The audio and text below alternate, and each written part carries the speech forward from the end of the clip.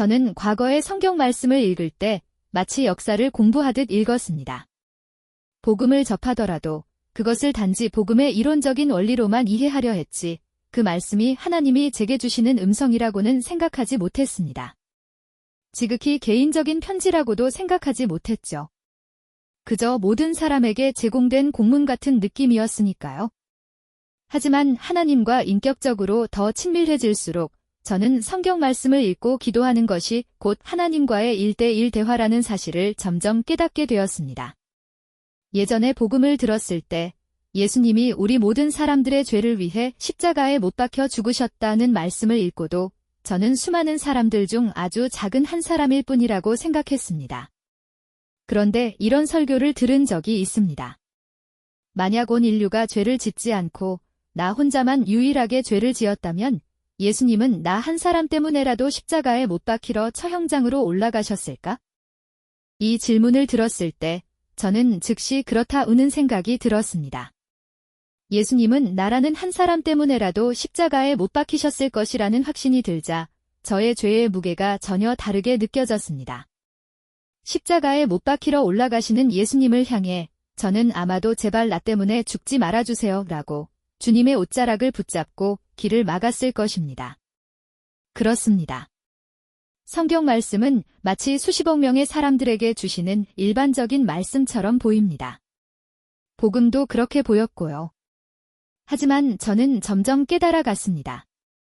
성경 말씀은 우리 개인 한 사람 한 사람에게 하시는 말씀이라는 것을요. 이것은 마치 미술 작품을 볼 때 모든 사람이 다른 느낌을 받는 것과 같습니다. 같은 영화를 보더라도 사람마다 느끼는 바가 다르고 같은 음악을 들어도 어떤 이는 슬픔을 또 어떤 이는 기쁨을 느끼죠. 성경 말씀도 마찬가지입니다. 같은 말씀이라도 사람마다 다르게 해석하고 다르게 깨닫습니다. 동일한 본문을 두고도 수많은 목사님들이 서로 다른 설교를 하시죠.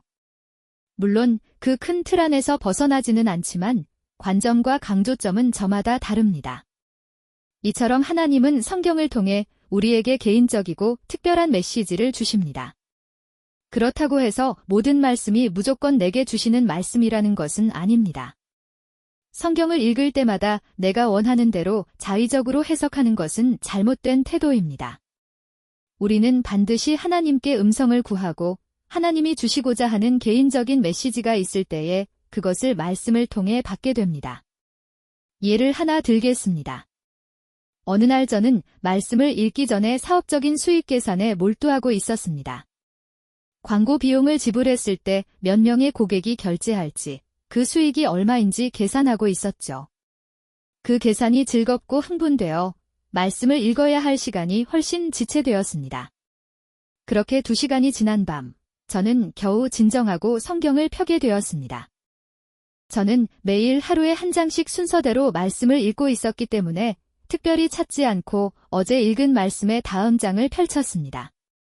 그날 읽은 말씀은 다윗이 이스라엘의 인구를 계수한 사건에 대한 하나님의 심판과 다윗의 회개에 대한 내용이었습니다. 역대상 27장 23절. 이스라엘 사람의 20세 이하의 수효는 다윗이 조사하지 아니하였으니 이는 여호와께서 전에 말씀하시기를 이스라엘 사람을 하늘의 별같이 많게 하리라 하셨습니다.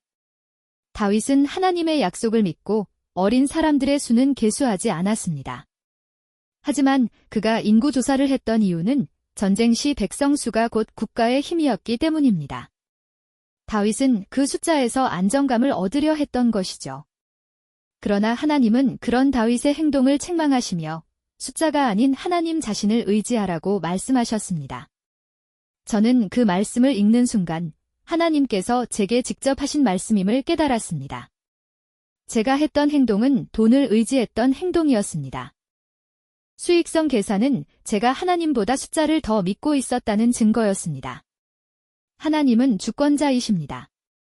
언제든지 제 사업을 번성하게도 무너지게도 하실 수 있는 분입니다. 마찬가지로 이스라엘 백성의 인구수도 100배로 늘리거나 완전히 없애실 수도 있는 분이십니다. 그런데 저는 그런 하나님을 신뢰하지 않고 숫자에 의지하고 있었던 것입니다.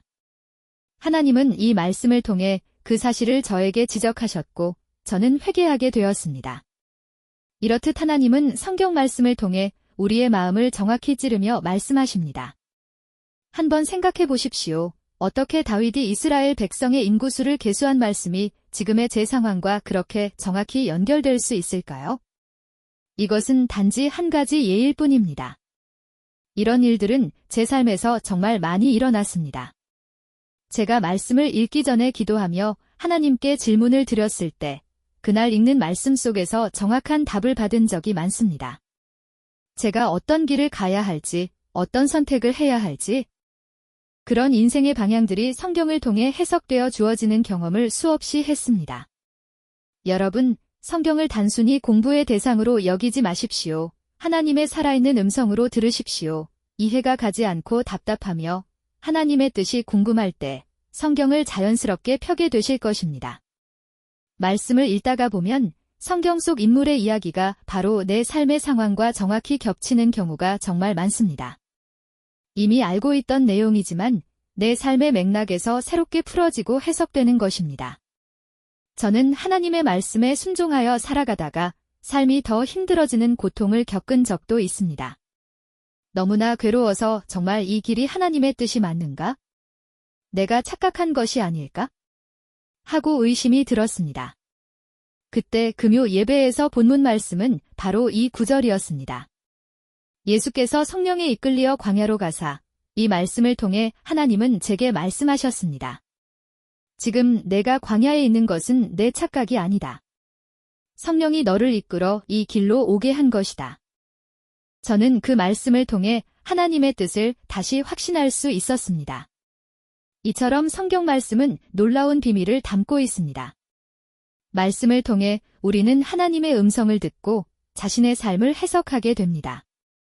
그래서 저는 하나님께서 내게 직접 말씀하신 것 같은 구절이 있을 때마다 반드시 메모장에 적어두고 기록합니다. 여러분, 성경 말씀을 통해 자신의 삶을 해석하십시오. 성경 속 메시지가 여러분의 삶과 완전히 연결되어 있습니다.